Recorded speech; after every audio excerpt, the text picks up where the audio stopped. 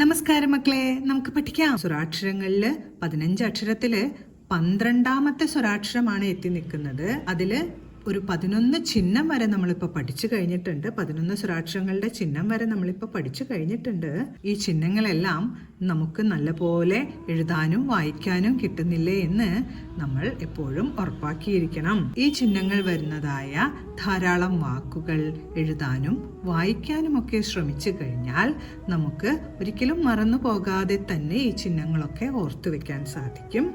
അപ്പോൾ നമുക്കിന്ന് ഓ വരുന്നതായ വാചകങ്ങൾ എഴുതാം. ഒരു കാര്യം കൂടെ പറയട്ടെ, ഈ ക്ലാസ് നിങ്ങൾക്ക് എത്രത്തോളം പ്രയോജനപ്പെടുന്നു എന്നുള്ളത് നിങ്ങളുടെ അഭിപ്രായങ്ങൾ കമൻറ്റ് ബോക്സിൽ രേഖപ്പെടുത്തിയാൽ അതെനിക്ക് കുറച്ചുകൂടെ ഇംപ്രൂവ് ചെയ്യുന്നതിന് വളരെയധികം സഹായിക്കും. നിങ്ങളുടെ സഹകരണം പ്രതീക്ഷിക്കുന്നു. ഇനി നമുക്ക് വാചകങ്ങൾ എഴുതാം. ആദ്യം എഴുതുന്ന വാചകം ഓട് താഴെ ഇട്ടു എന്നാണ് കേട്ടോ. ഓട് താഴെ ഇട്ടു. ഓട്ട് താഴെഴുത്തി ചന്ദ്രക്കല. ഓട് താഴെ എന്നാണ് കേട്ടോ അടുത്ത വാക്ക്.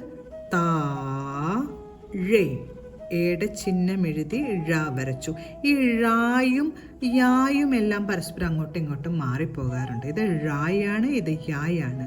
ഓട് താഴെ ഇട്ടു. ഈ ടാ കൂട്ടക്ഷരമാണ്. ടായുടെ കൂട്ടക്ഷരം എഴുതി ഊന്റെ ചിഹ്നവും ചേർത്തു. ഓട് താഴെ ഇട്ടു. അടുത്ത് നമുക്ക് ഓട്ടത്തിൽ ഒന്നാമതായി എന്ന് എഴുതാം. ഓട്ടത്തിൽ. ഓ ടായുടെ കൂട്ടക്ഷരം. ഓട്ടത്തിൽ. താ ഉറപ്പിച്ചു വച്ചിരിക്കുന്നുണ്ട്. തായുടെ കൂട്ടക്ഷരം തിൽ. ഈയുടെ ചിഹ്നം വരച്ച് ഇല്ലാണ് കേൾക്കുന്നത്. ഇല്ലെന്ന ചില്ലക്ഷരം വരച്ചു. ഓട്ടത്തിൽ. ഓട്ടത്തിൽ ഒന്നാമതായി എന്നാണ് കേട്ടോ അടുത്തത് വാക്ക് എഴുതുന്നത്. ഓ നാ ഉറപ്പിച്ചു വച്ചിരിക്കുന്നുണ്ട്. നായുടെ കൂട്ടക്ഷരം. ഒന്നാമതായി. തായി. ഒന്നാമതായി. ഓട്ടത്തിൽ ഒന്നാമതായി. അടുത്ത് നമുക്ക് ഓട്ടയിലൂടെ കാണാം എന്ന് എഴുതാട്ടോ. ഓട്ടയിലൂടെ. ഓ ട ഉറപ്പിച്ചു വെച്ചിരിക്കുന്നുണ്ട്. ടായുടെ കൂട്ടക്ഷരം. ഓട്ടയി യാ എഴുതി ഇടച്ചിഹ്നം. ഓട്ടയിലൂടെ. ലാ എഴുതി ഊ എന്ന ശബ്ദമാണ്. ഊന്റെ ചിഹ്നം ചേർത്തു. ഓട്ടയിലൂടെ. ഓട്ടയിലൂടെ കാണാം എന്നാണ് കേട്ടോ അടുത്ത വാക്ക്.